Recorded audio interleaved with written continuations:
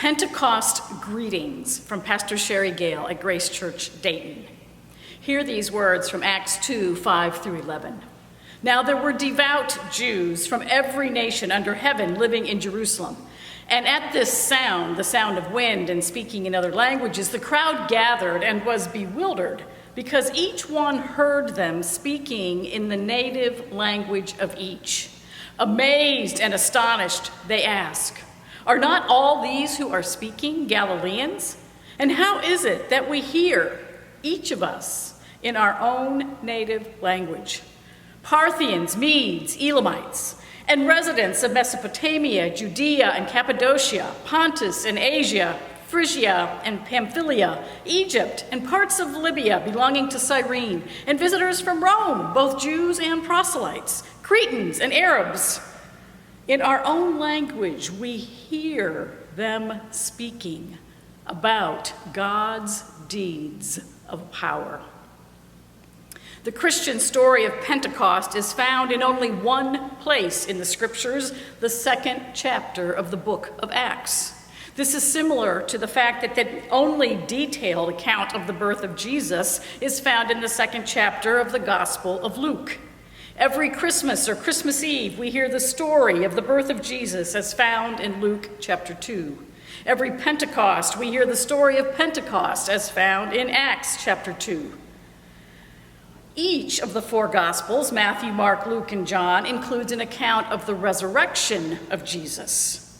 Thus, Easter to Easter, we may hear a little different accounting of the resurrection story and take note of some varying nuances. This year, Pentecost 2020, even in the same old Acts 2 story, I was struck by a little different nuance to the story.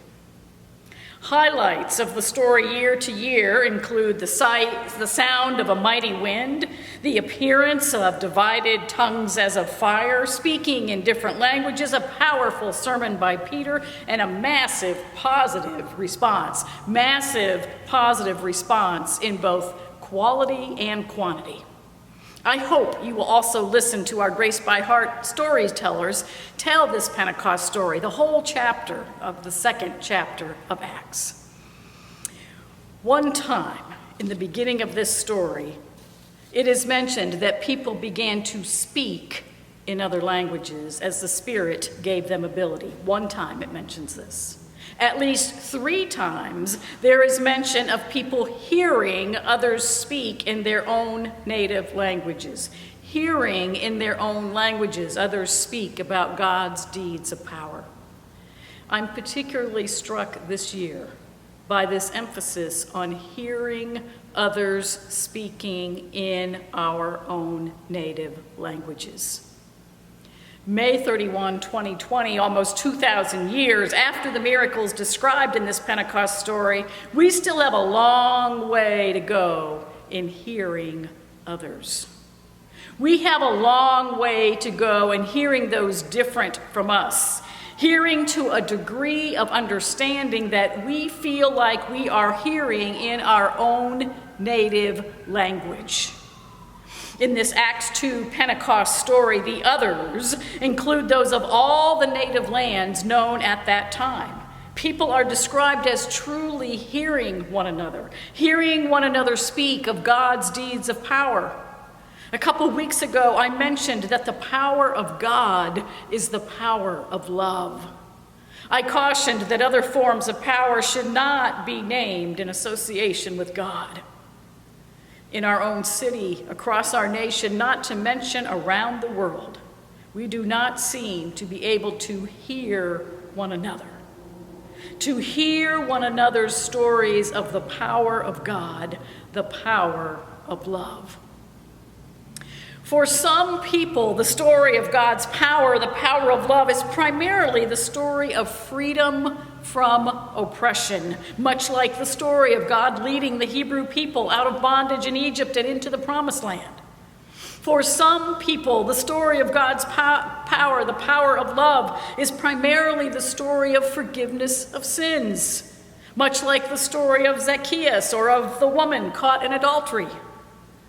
For some people, the story of God's power, the power of love, is primarily the story of reconciliation, like the story of Jacob and Esau, or of Joseph and his brothers. For some people, the story of God's power, the power of love, is primarily the story of empowering the marginalized, like the story of Mary, the mother of Jesus, or the widow who gave her 2 coins in the temple. Do we hear each other's stories and recognize the value in each and every story? Or are we so certain our own story of God's power, the power of love, is the only real story of the power of God? So certain that we cannot hear and understand another story. If forgiveness is our story, the way we experience God's love, why can't we understand that freedom is another person's story, the way another person experiences God's love? If empowerment is our story, the way we experience God's love, why can't we understand that reconciliation is another person's story, the way another person experiences God's love? This past week, I spent some time in retreat in the beauty and stillness of nature. Besides the beauty of the luscious spring greens and the many hues and shapes of flowering shrubs and plants, I was struck by the sight and the sound of the birds. The sound of the birds is very intriguing to me. One day, I hope to learn to identify the calls and the cries of the various species of birds. At this point, it's just a lovely, multi-voiced chorus to me.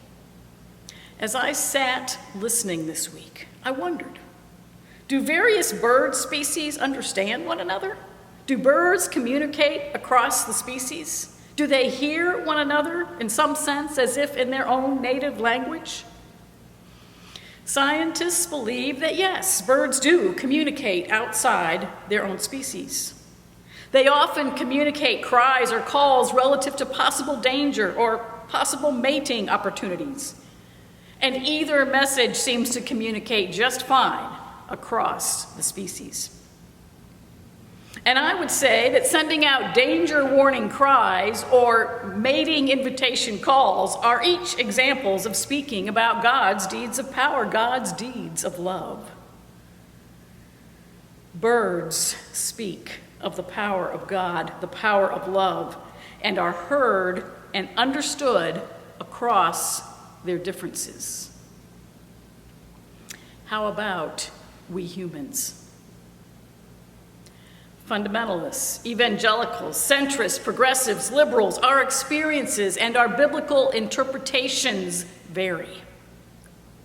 Can we still hear one another? Blacks, whites, immigrants, refugees, Native Americans, our experiences of one another and of the divine often vary. Can we still hear one another? Lesbian, gay, bisexual, queer, transgender, cisgender, our experiences of ourselves, of one another, and of the divine often vary. Can we still hear one another? Do we listen and hear one another? When someone begins sharing his story, her truth, and we quickly assess the story is very different from our own, do we continue listening? Do we hear? Do we hear in the story of another the sincere story of the power of God, the power of love? Two stories we all know now in this nation are the stories of the murders of Ahmaud Arbery and George Floyd. Unarmed black men recently killed by white men.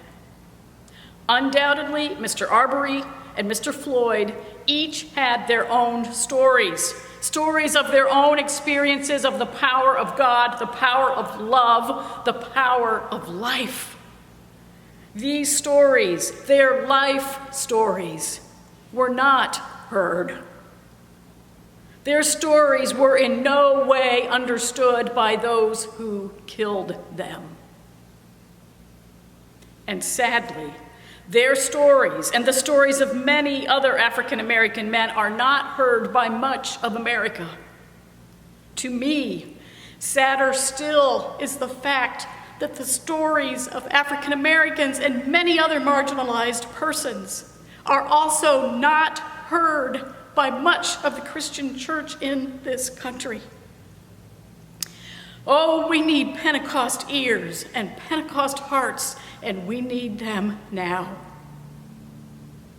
Just because I may not know the experience of oppression does not mean I should not hear and work to understand the importance of another's story that associates God's power, the power of love, with the power of freedom from oppression.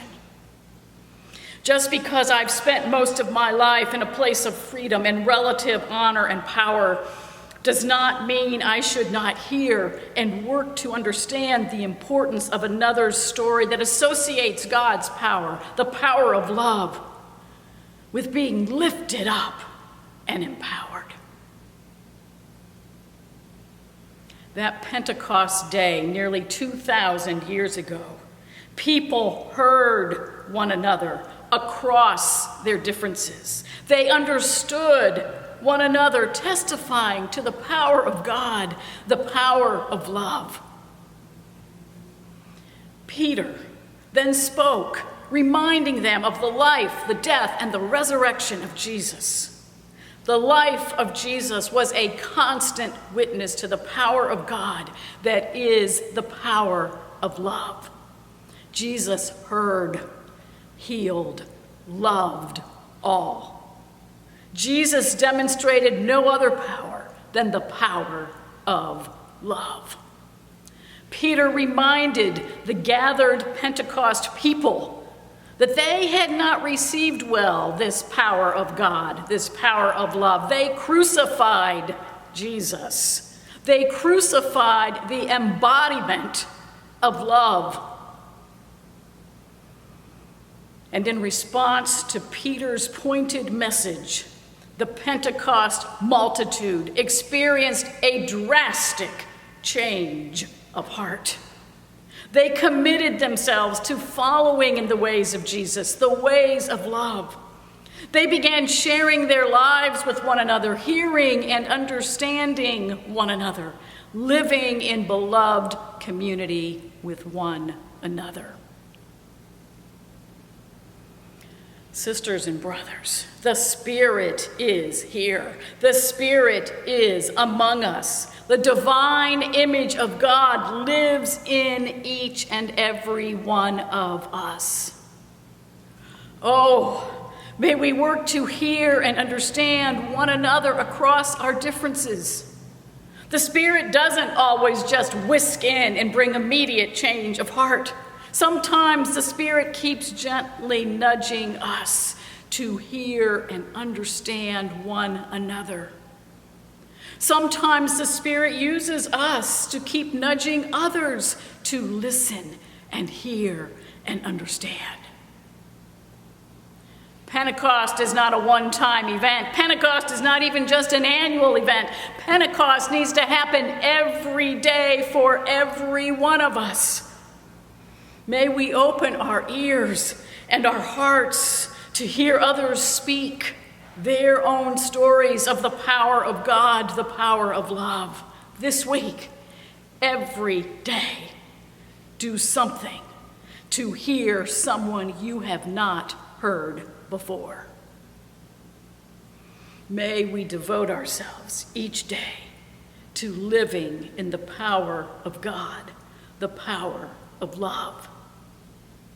May we bring forth Pentecost this day and every day. Amen.